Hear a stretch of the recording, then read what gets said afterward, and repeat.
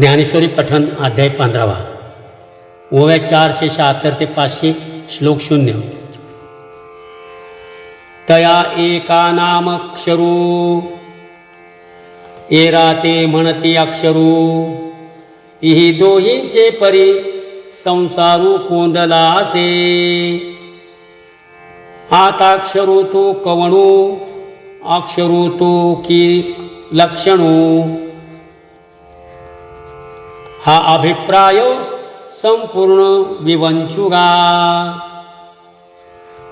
तरी महद अहंकारा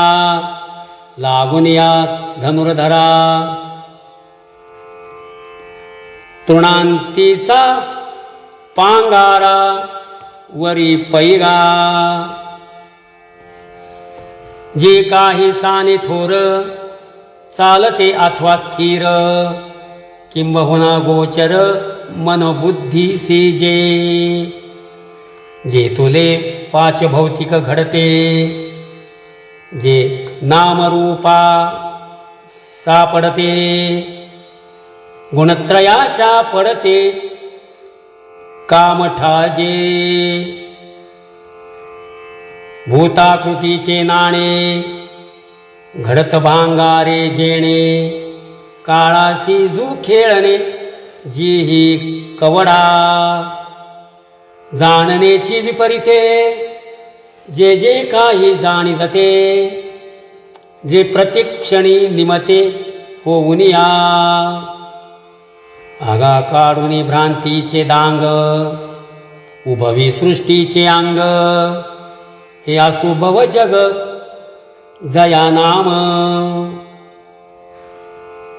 पयाष्टदा भिन्न ऐसे जे दाविले प्रकृती मिसे जे क्षेत्रद्वारा 36 भागी केले हे मागील सांगो किती आगा आताची जे प्रस्तुती वृक्षाकार रूपाकृती निरूपिले ते आगवेची साकारे कल्पोनी आपण पया पुरे झाले असे तदनुसारे चैतन्यची जैसा कुहा आपणची बिंबे सिंह प्रतिबिंब पाहता क्षोभे मग क्षोभला समारंभे घालितेथ का सरिली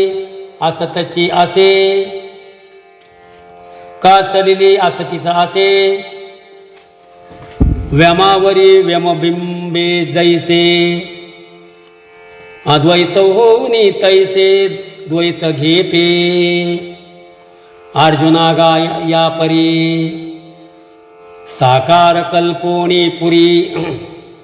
आत्मा विस्मृतीची करी निद्रा तेथ पै स्वप्नी शेजार देखिजे मग पौडणे जैसे तेथ कीजे तैसे पुरी शयन देखिजे आत्मयासी पाठितिये निद्रेचे निभरे मी सुखी दुःखी म्हणत गोरे अममतेचे थोरे ओवसनाये सादे हा जनको हे माता आम्ही गौरहीन पुरता पुत्रवित्त कांता माझे ना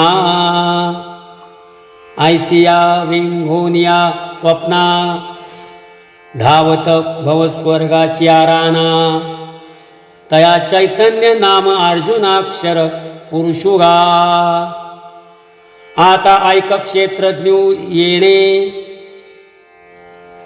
नामे जयाते बोलणे जगजीवू कामणे जिये दशेते जुहा फुलेनी विसरे सर्वभूत तत्वे नुकरे तो आत्मा बोलिजे क्षरे पुरुषो नामे जे तो वस्तुस्थिती पुरता म्हणून आला पुरुषता वरी देहपुरी निदय दता पुरुष नामे आणि क्षरपणाचा नाथिला आळूया ऐसे आला जे उपाधीची आतला म्हणून या जैसी खळाळीची या उदका सरिसी आंधोळे चंद्रिका तैसा विकारा औपाधिका ऐसाची दशे गमे का खळाळू मोठका शोषे आणि चंद्रिका तैसरिसीच भ्रंशे तैसा उपाधी